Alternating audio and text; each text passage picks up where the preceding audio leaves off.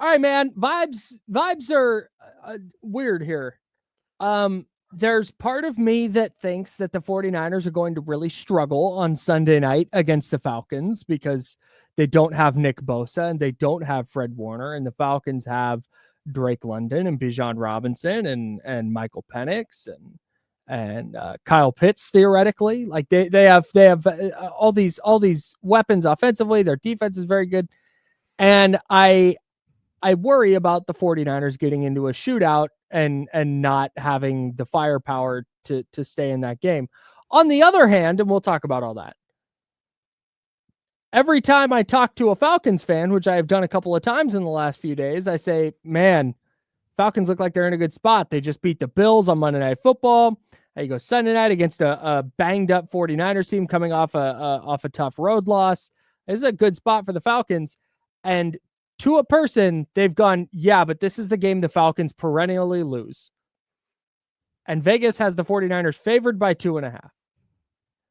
So all of that is to say, and we'll get into more of the minutia here, my knee-jerk reaction was this might get ugly on Sunday, but all the signs point to the 49ers at the very, very least being competitive on Sunday Night Football. Yeah, I think there's going to be, and we can talk about the numbers and you know what the matchup looks like on paper for sure, because I think that definitely would point towards the Falcons being a really tough out for the Niners, and I think they will be. But I just think there's going to be an emotional element to it. The Niners are going to be at home. They're going to be playing really hard in the first game after losing Fred Warner. They're going to be playing with the emotion of knowing like nobody thinks we can do anything now that we've lost our two best defensive players, right? Like I think there's something to that.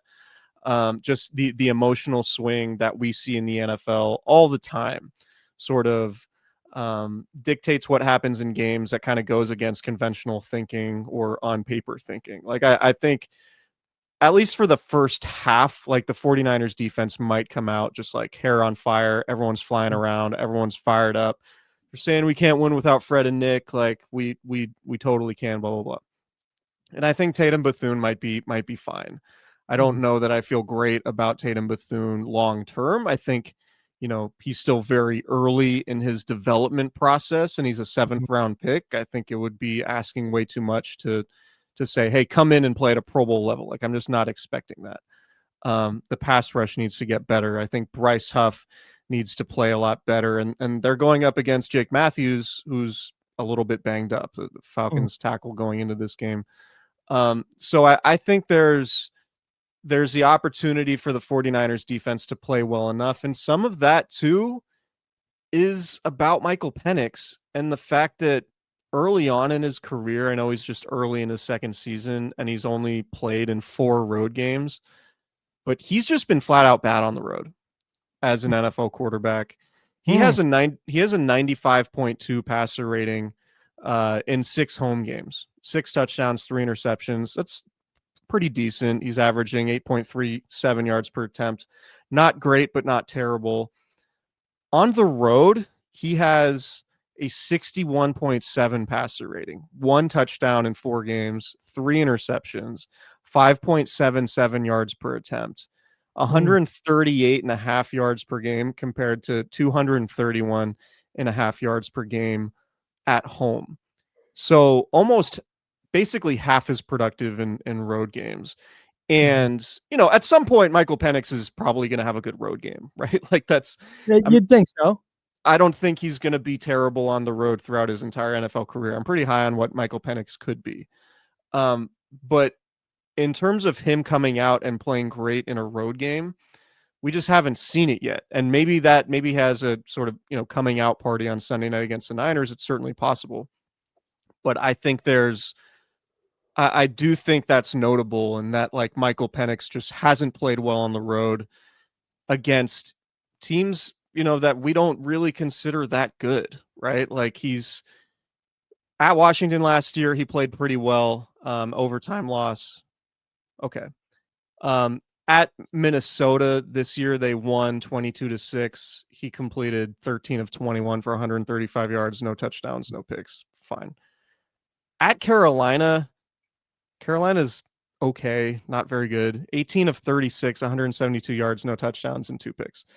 Like, again, small sample size theater here for sure, but I do think there's something to going to win on the road in the NFL, and we haven't really seen Michael Penix do it with any consistency or play well on the road. So I just, Can I take it? I think it's tough. Can I take it a step further? It's Michael Penix outdoors. He's 0-3 as a starter outdoors.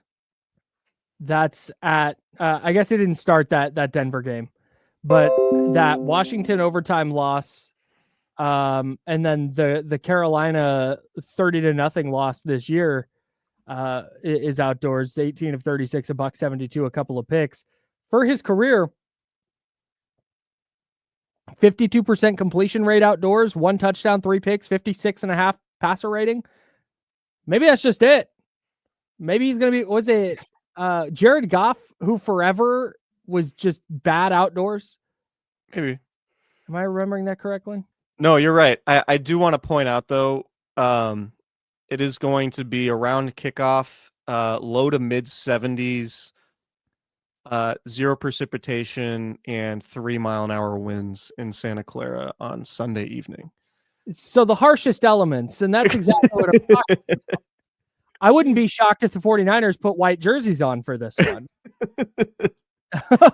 They're wearing their throwbacks. They're probably going to wear white socks with their throwback home reds, and it's going to look horrendous. Just please, dear, scrap this whole pod. Red Sox color of this wonderful Candlestick Chronicles hoodie I'm wearing. You got to go with the Red Sox. But anyway,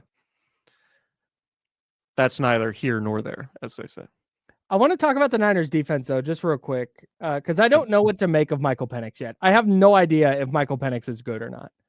I'm interested with the Niners defense, though, because you mentioned they might come out flying around without Fred Warner. And I want to get back to something you said after the game on Sunday and talking about how Fred Warner is kind of a supercomputer in the middle of the 49ers front seven. He gets guys aligned in the right places. He's letting teammates know what play is coming before the offense is even before the ball is snapped, all this stuff. I kind of wonder if, and I don't know, I'm not saying either way. I'm just interested to see if the team collectively prepares differently, where like you're just naturally, if you're D Winters, like you're preparing, but you kind of know like, all right, Fred's got me. And I'm interested to see how they come out and if we see the same amount of coverage busts or we see the same amount of I guess it's technically a coverage bust, but guys just wide open over the middle in the second level. That is I think going to be the number one thing, because you're not going to replace Fred Warner physically. Like he's just such a monster in that area. But can A, Tatum Bethune get guys lined up correctly, but B, the D Winters and Marquise Siegel and whoever else, are they preparing differently and are they more ready than they appeared to be without Fred Warner against Tampa Bay?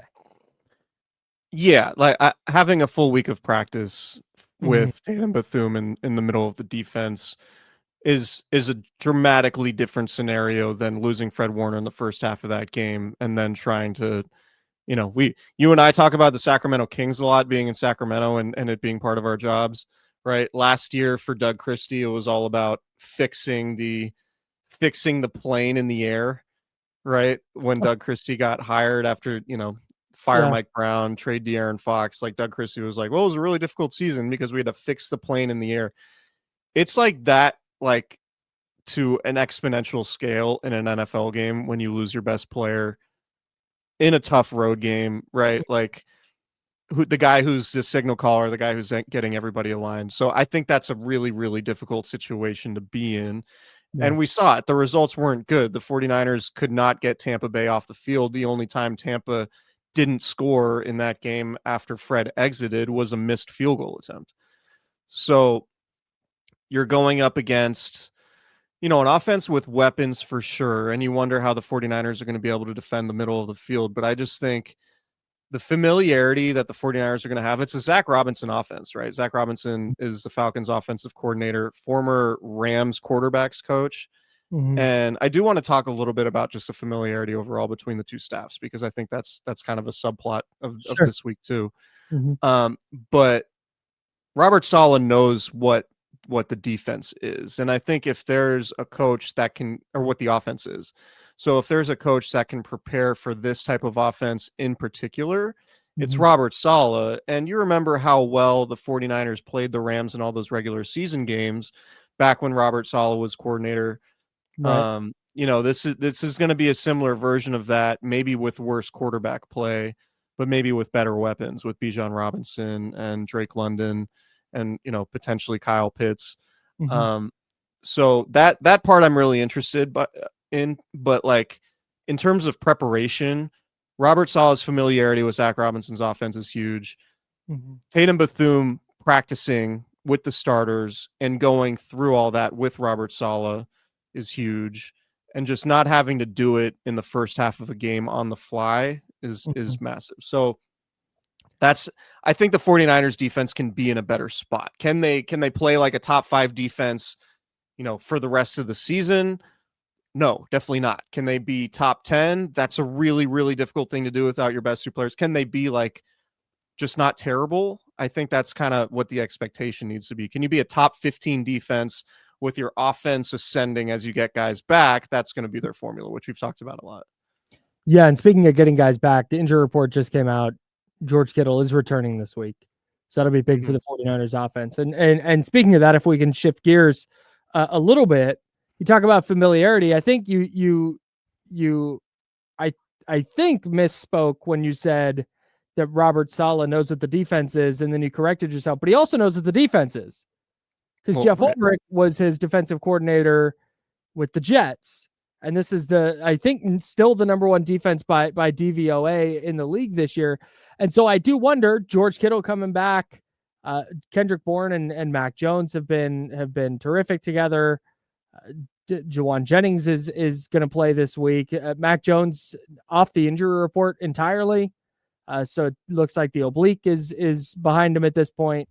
I do wonder if there's a chance that the 49ers, I said earlier, I was a little bit concerned if they get into a shootout, but can they get into a situation where Kyle Shanahan has an early edge because of their familiarity with Jeff Ulbricht's defense, and George Kittle's back, and the Niners can do some more things creatively that they couldn't do before, and all of a sudden it kind of looks like the Rams game where they're up 14-0, and now it's the Falcons and Michael Penix, who are traditionally not great on the road, playing from behind, where the Niners defense can pin its ears back a little bit and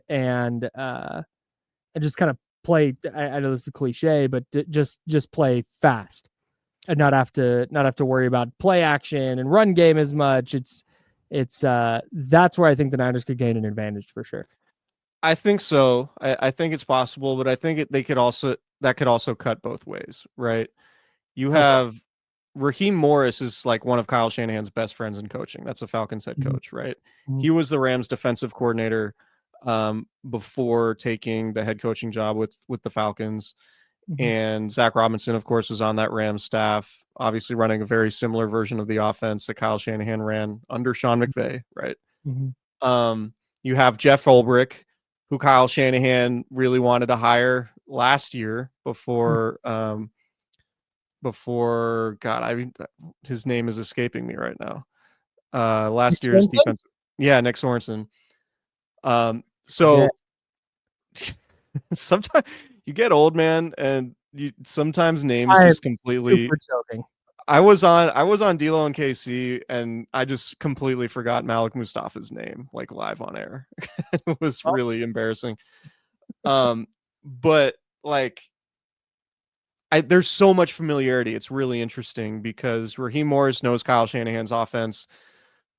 Kyle Shanahan knows Raheem Morris's defense. Everything is about, do you know the counter that I'm going to do, or am I even going to do a counter off this play or this look? Right. Like, there's just so much of that stuff going on, and maybe there's an element of like paralysis by overanalysis when these two guys face off, and maybe I don't know. I think it's and it might be something to the effect of like Robert Saleh probably helped Kyle Shanahan in the offseason talk about Jeff Holbrick's defense at some point because they knew the Falcons were on the schedule. So yeah, like if you want a point of optimism, I think going into this game, you can maybe go to the Niners record against the Rams when Zach Robinson, at least in regular season games, right? When Zach Robinson was a coordinator, when Raheem Morris was a defensive coordinator, and say, all right, the Niners coaches figured it out against that group when they were with the Rams. Can they continue that with the Falcons? Potentially, but at least defensively, the personnel is going to be much different without Nick Bosa and Fred Warner, obviously. Sure. Have you considered that Raheem Morris has not seen the 49ers offense pass out of 12 and 22 personnel a lot, though? George Kittle's he's going to be back, man. You considered this? I don't know. I think want sometimes just to score a touchdown in Prize Picks so bad. Do it. I Put might. your money where your mouth is. I'm not saying no. I'm wrong. When I'm right, it's good to be right. Absolutely. I'm curious to. So you lose Fred Warner from a leadership perspective. You know, being around the team. I was covered the team for almost a decade. Like, I think a lot about the leadership stuff can be overblown. You know, there's a point where it's like, all right, who's breaking the huddle down before the game? Is this like a storyline? Like it's probably going to be George Kittle, and because Fred Warner's out, or maybe Fred Warner's out there in like a cast and crutches and breaking the team down, which might be kind of cool if that happens. I don't think that'll happen. So where are you at on the leadership part? Because I'm kind of like, all right, like you're going to have leadership. Like, okay, is that going to help you like make a stop on third down? The fact that George Kittle's back on the field and like he's giving the team leadership that Fred Warner might not be. Like, I don't know. Where do you fall on either side of that discussion? I think that's more valuable long-term than short-term. And that's why, like, I think they've said the plan is Nick Bosa to be around, or he's back around the facility. Fred Warner, as soon as he can, is going to be back around the facility. I think that's more of like an off-field long-term, preparation, how to carry yourself after a game, before a game, like during the week of practice.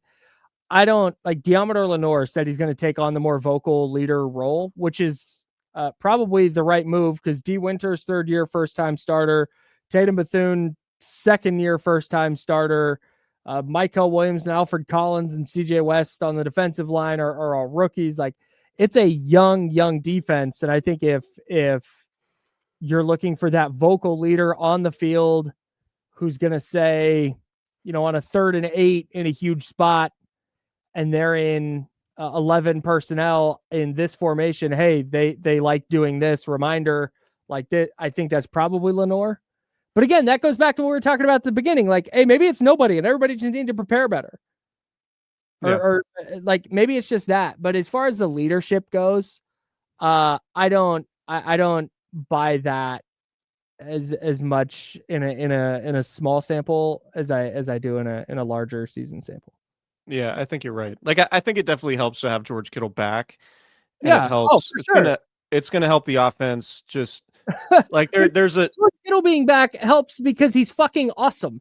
Right. No, but I just like from a confidence level, there might be something to like, okay, an offense with George Kittle and Christian McCaffrey. We haven't even talked about Mac Jones and Brock Purdy yet, but an offense with George Kittle back, maybe the defense is a little bit like 5% looser, being like, all right, we don't have to pitch a shutout because at least we know the offense should be a little bit better with one of its best players back.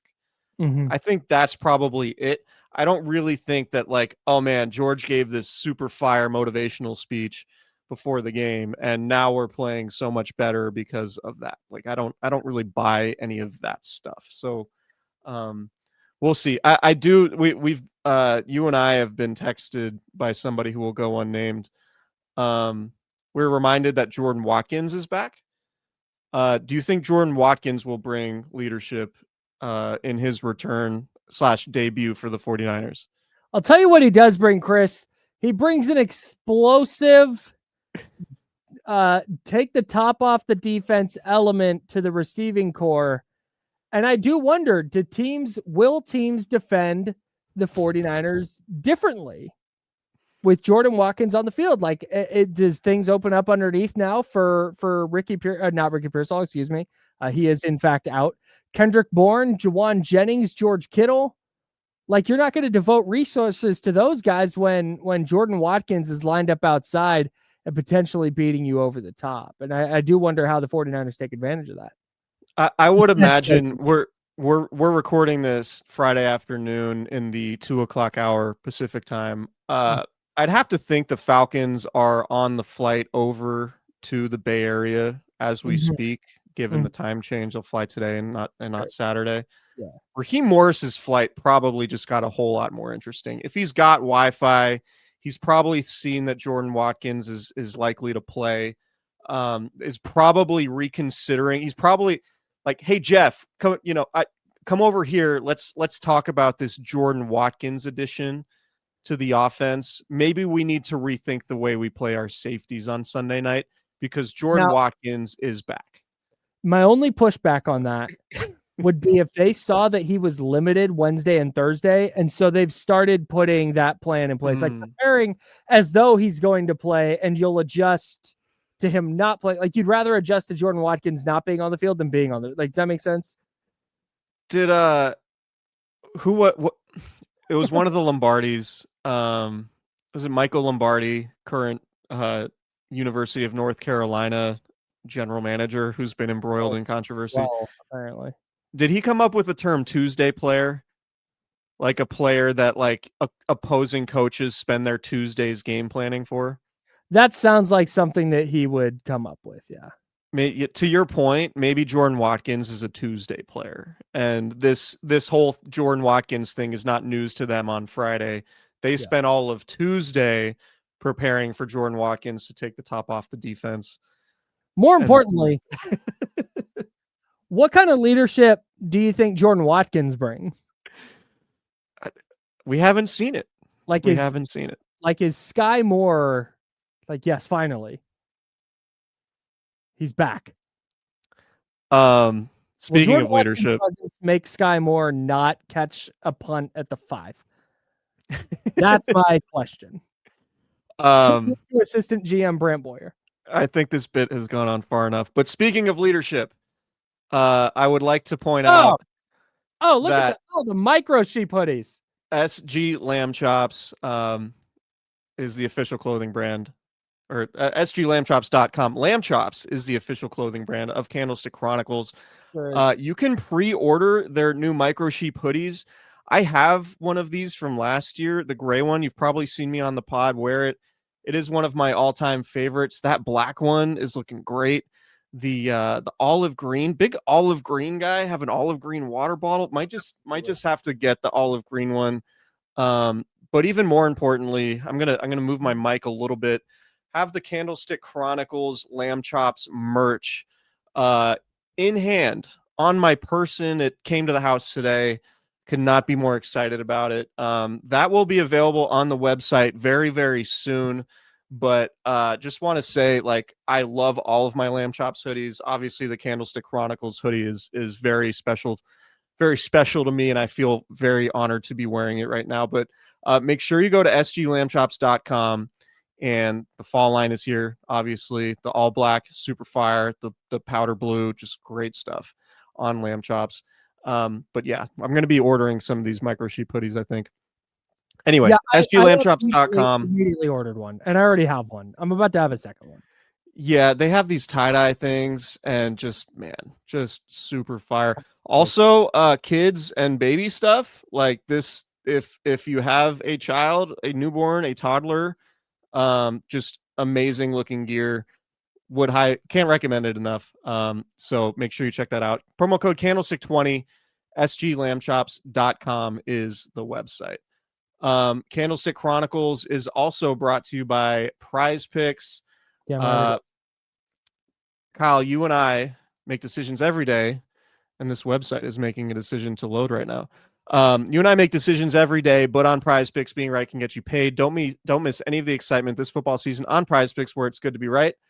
We are looking at my lineup, or at least attempting to. I have a lineup while we wait. Okay, why don't we get to your lineup while my lineup hopefully loads here? Oh, there we go. Go ahead. Perfect. Okay, so here's what I'm looking at. Oh, literally looked down and it said restart the app. Okay, there we go. I'm fired back up. Okay, here we go. All right, here's my lineup. The 49ers haven't had an interception in 13 games. I'm going Michael Penix, less than half an interception. I don't think the 49ers' current defensive situation portends an interception by Falcons quarterback Michael Penix. Now that you can do player stacks, I'm also going Michael Penix more than 219 and a half passing yards. Like he's going to be able to throw it a little bit. Juwan Jennings, less than 41 and a half receiving yards. He is super banged up, man. I don't know how effective Juwan Jennings is going to be at this current moment, so I'm going less than 41 and a half receiving yards. Christian McCaffrey, the 49ers had a hard time running the ball all year. I'm going less than 62 and a half rushing yards for Christian McCaffrey. Also, Brian Robinson at 13 and a half rushing yards. I'm going less.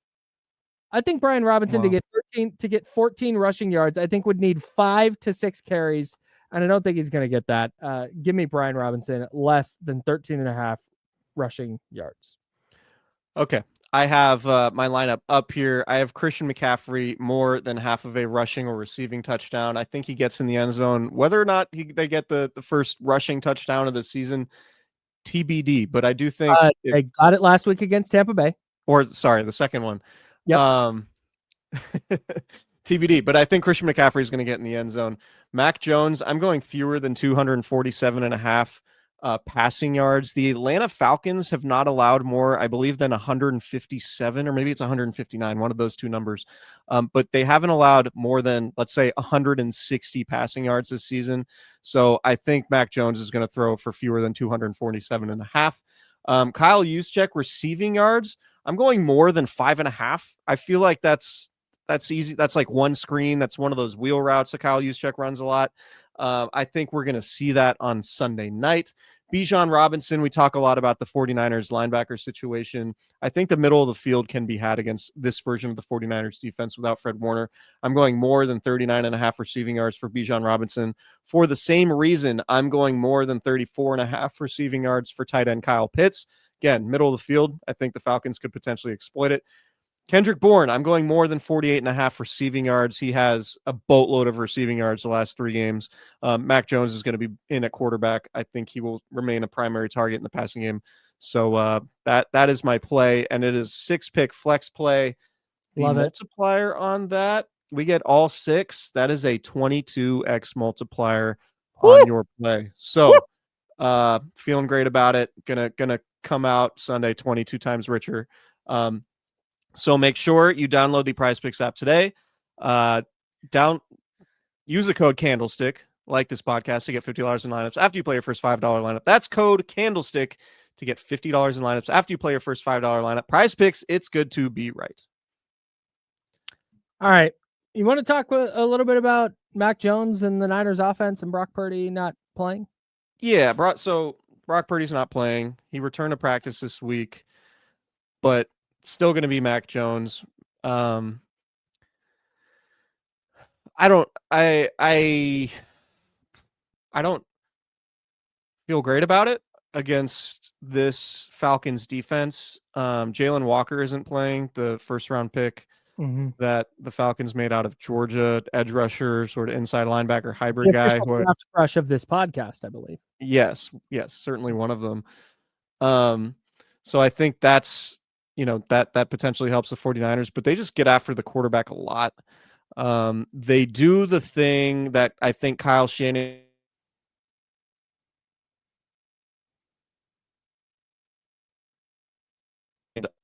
just in terms of like on third down, like we've seen it all the time in the biggest games that Kyle Shanahan has played or coached. He hasn't played any of these games. He's coached them. It's the blitzes on third down to where they've screwed up the protections. They take Christian McCaffrey out of the play, out of the passing route because he has to be in to block. Like you force Brock Purdy or whoever's playing quarterback to make a quick decision that he isn't ready to make. And those are the defenses that give Kyle Shanahan the most problems typically. So is the familiarity with Raheem Morris and Jeff Ulbrich going to be something that's to Kyle Shanahan's advantage, or are the Falcons just too talented and is the 49ers offensive line playing poorly enough to where the Falcons can take advantage of it? I think that's where that side of the ball is going to come down to. Like, can the 49ers offense continue to move the ball on third down, or is Mac Jones going to take sacks and turn the ball over? It's going to be tough. The Falcons defense is really, really good. Yeah, man. I keep waiting for the like really bad Mac Jones game. And I thought last week the even with the 2 interceptions, I didn't think Mac Jones played poorly. I think he was really hampered and couldn't move very well. But it wasn't. I thought he made some great throws. They had the ball with a chance to take the lead, or I guess tie the game late. I didn't think Jones was particularly bad. I keep waiting for the game where the consensus is like, oh yeah, that's right. Like that's the quarterback the 49ers signed. And we haven't seen it. We haven't gotten it. And maybe it's this week, but I also thought it would be the second game he played, and then the third game he played, and then the fourth game. So, all right, maybe Mac Jones in this offense just works. I think the George Kittle edition, and we talked about this a little bit on our last pod, but I think the George Kittle edition is going to be pretty massive, just from in terms of the dominoes that come with that. I think the running game is at least a little bit more effective. That makes the play action game a little more effective. George Kittle by himself is incredible. I think that I'm less worried about Mac Jones against a very good defense now than I would have been 2 or 3 weeks ago. Yeah, I think especially with George Kittle back. Like he's been doing all this with a preseason week 2 offense. And I think the more weapons you add, it's like maybe Mac Jones just operates Kyle Shanahan's system really well. And maybe they will be able to put up, what do you think? 24, 27 points. Yeah. Yeah, I certainly think it's possible. And also the interceptions in Tampa, like a fourth down interception, I don't really count the same or think about the same way as other interceptions. I agree with you. There's a level of desperation. There's like, well, I got to do something. I got to get the ball out of my hands. And if you throw a pick on fourth down, I don't look at it as the same as like a red zone pick on second down, you know?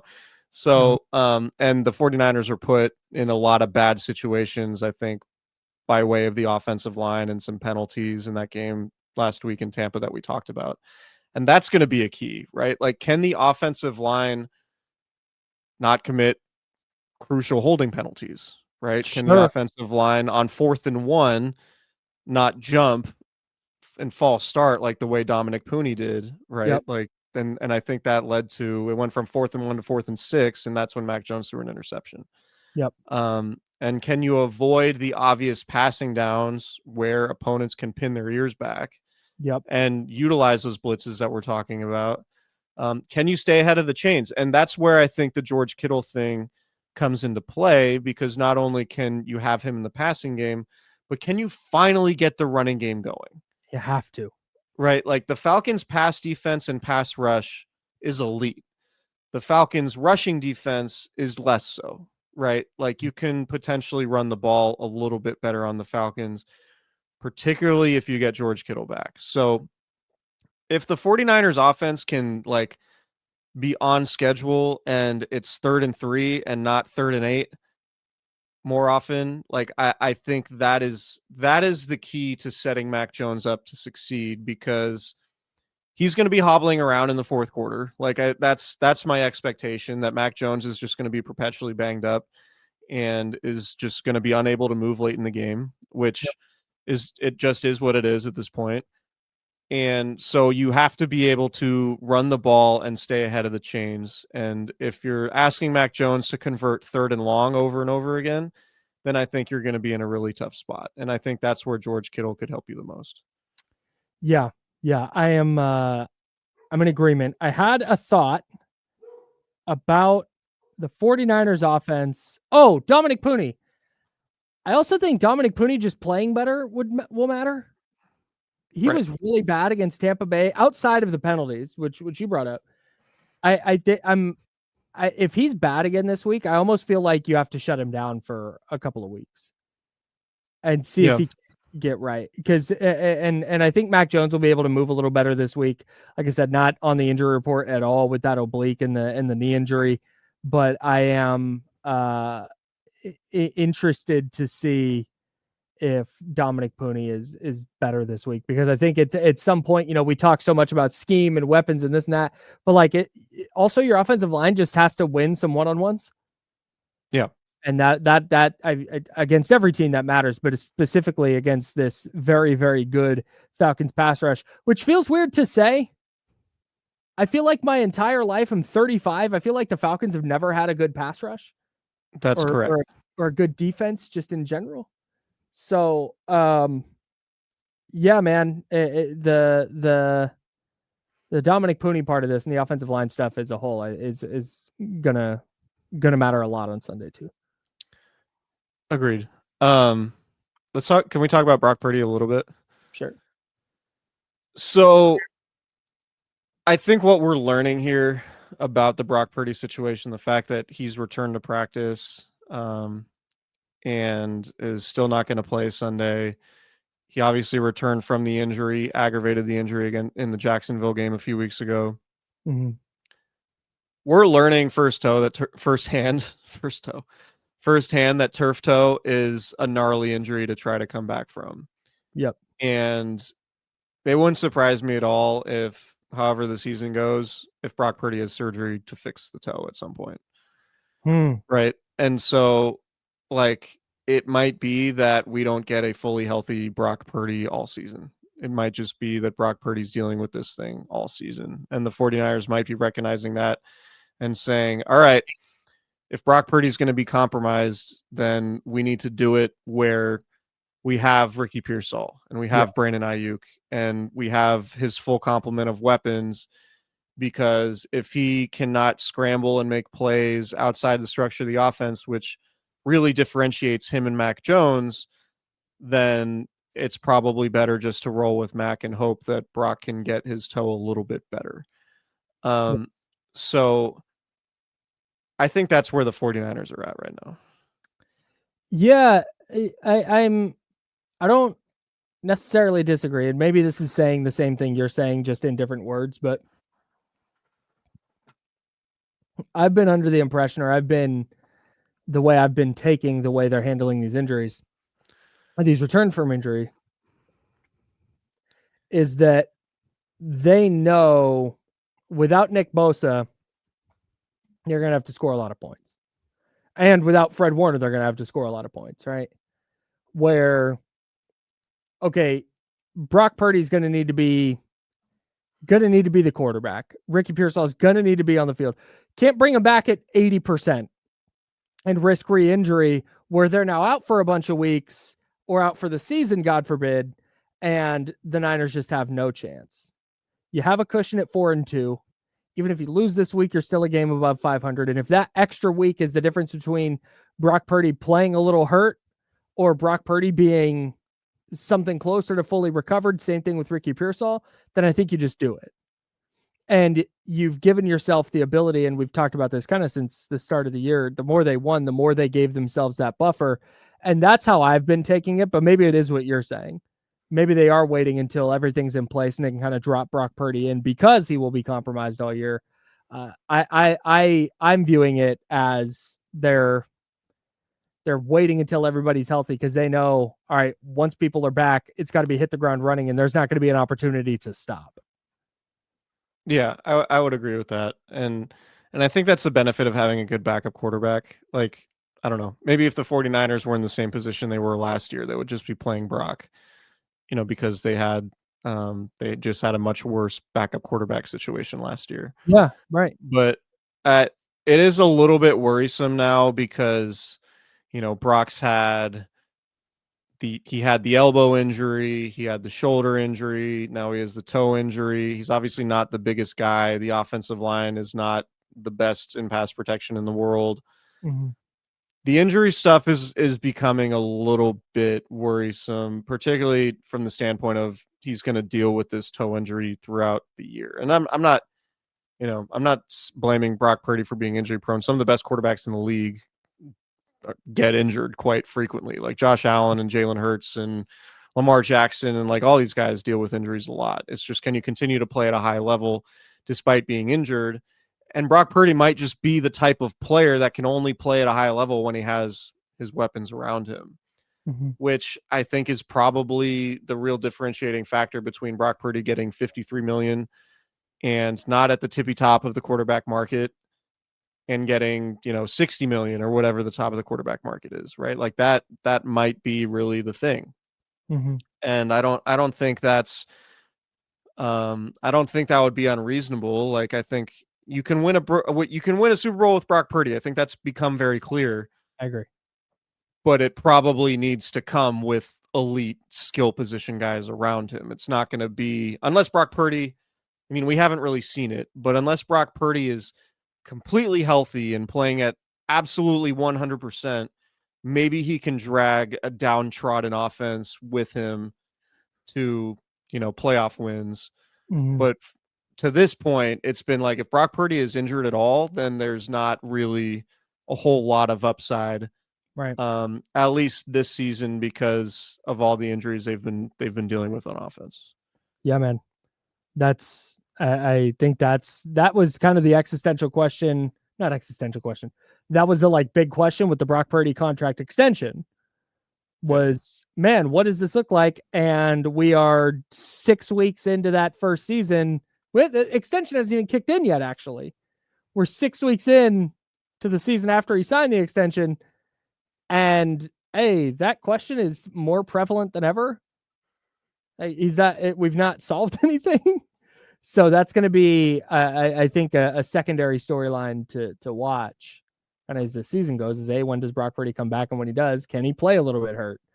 Can he play if Ricky Pearsall and George Kittle are out? Like, what does all that look like? I'm guessing the 49ers are hoping that they don't have to find out this year. Because when he comes back, ideally he'd be healthy and he'd have Kittle and McCaffrey and all those guys. And at the same time, too, it's like I think the quarterback controversy thing is really silly. It's like, if Mac Jones wins Sunday, then, maybe there's going to be a quarterback controversy and Brock Purdy's going to lose. It's like, man, Brock Purdy has 2 deep playoff runs on his resume as a starter. He actually played pretty well last year, all things considered. It wasn't great. Like, they didn't win a bunch of games, but I thought he played better than what the numbers said and what I think the consensus was last year, despite the 49ers going 6-11. But this year he's played 8 quarters, and 6 of them have been impacted by the toe injury. Yeah. And, he had George Kittle for 1 of them. He had Ricky Pearsall for 4 of them, right? Yeah. Like, it's just been, I don't know. Did Pearsall play in the Jags game? Yes, he got hurt in the Jags game. So you had Pearsall for more than 4, obviously. But it just, I don't know, man. It's hard for me to make sweeping judgments on Brock Purdy's season. Like, his season he's been hurt. It's not, Brock Purdy played like crap for half the time he's been out there. It's like, all right, he's been dealing with an injury.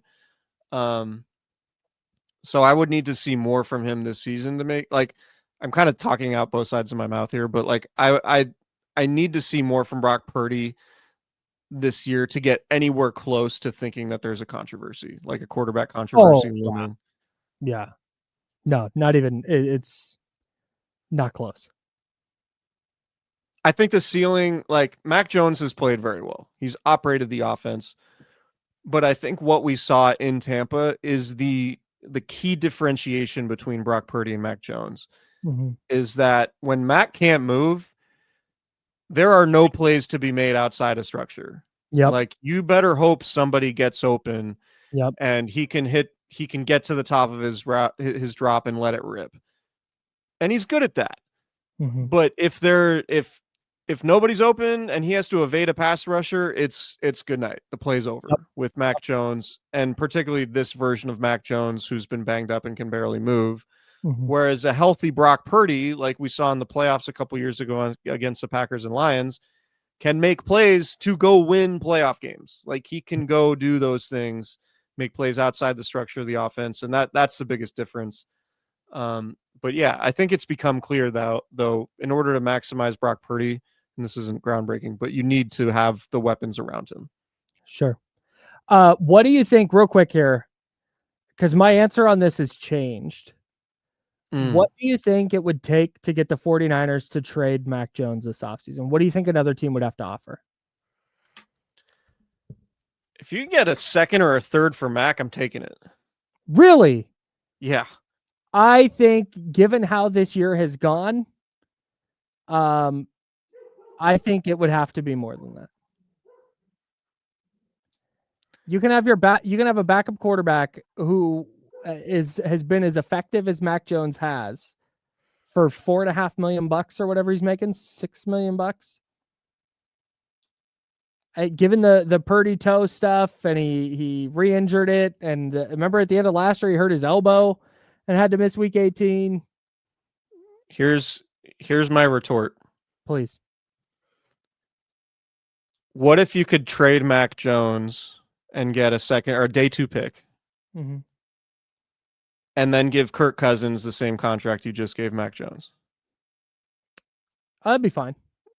That's fine. So Kirk cut like a 30 whatever year old Kirk Cousins is now your backup quarterback. Is Kirk Cousins contract? Is he a free agent?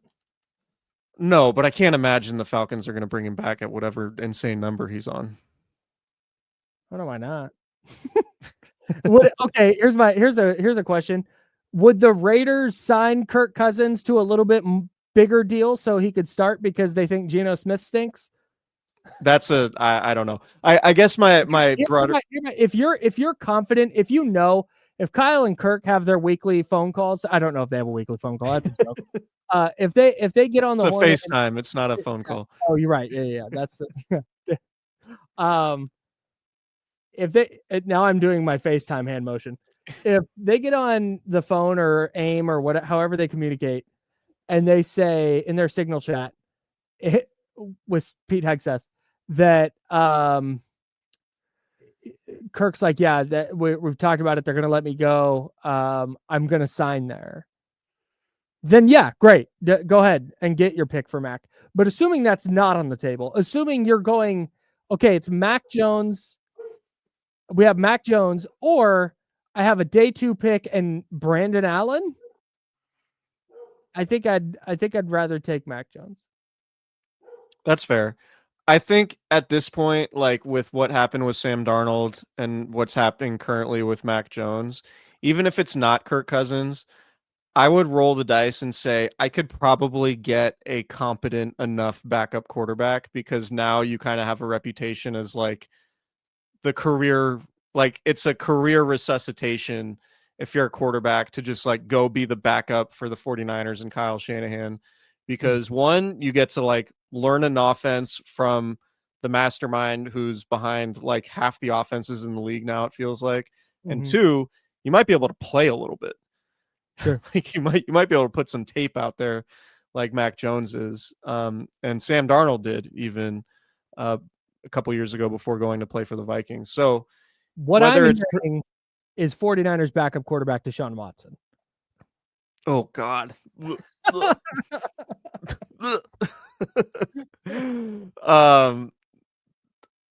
Oh God, no, please no. It's a joke. Yeah, please. I'm joking. I know. I hope so. I got you. But I don't know who, like Kirk Cousins was the first name that came to my mind. But I have to imagine even beyond Kirk Cousins, there's going to be somebody. Like I don't know. Like okay, Marcus Mariota's available. No, thanks. I don't know. Somebody. Geno's available. What if Geno's available? Do you make Geno your backup quarterback? Yeah. I'd take Geno in a third instead of Mac Jones. Yeah, so I think that's kind of the decision is like, all right, maybe you take a step back from like somebody who's maybe not as good as Mac Jones has been this year, but you do get a second or third round pick for it. Sure. That's what I would do. If someone, I'm not doing it for like a day 3 pick, But if Mac Jones plays to the point where like you can feel it out at the combine, and some teams like, yeah, you know what, we'd love to give you. We need a bridge quarterback. We'd love to give you a second or third. I'd be like, yeah, let's ride. Yeah. So. All right. Well, prediction. Falcons 27, 49ers 23. I'm going to pander. I'm going to go Niners 26, Falcons 23. Yeah, I think that's the right move. Falcons coming off a huge win against the Buffalo Bills in primetime. The 49ers coming off a loss where they had a very dramatic injury to their best player, best defensive player, certainly. Favored by 2.5. Yeah, I think it's going to... That feels like a line where Vegas makes a lot of money because people pound the Falcons plus 2.5. Bryce Huff, big game. I think that's going to be... There's going to be a lot of, Niners haven't bothered the quarterback at all. Yeah. Jake Matthews is banged up. Gonna go Bryce Huff, big game. Maybe a game sealing sack or forced fumble or something. All right. I love it. Very good. Gonna be fun. We will have a live show late Sunday night after the game.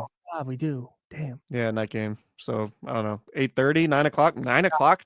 Brother, I need to get through today. This is for the viewers / listeners. But it'll be live on YouTube at some point, and we'll talk to you guys then. Shout out our worker. Shout out Cooperage. Hey, love Cooperage.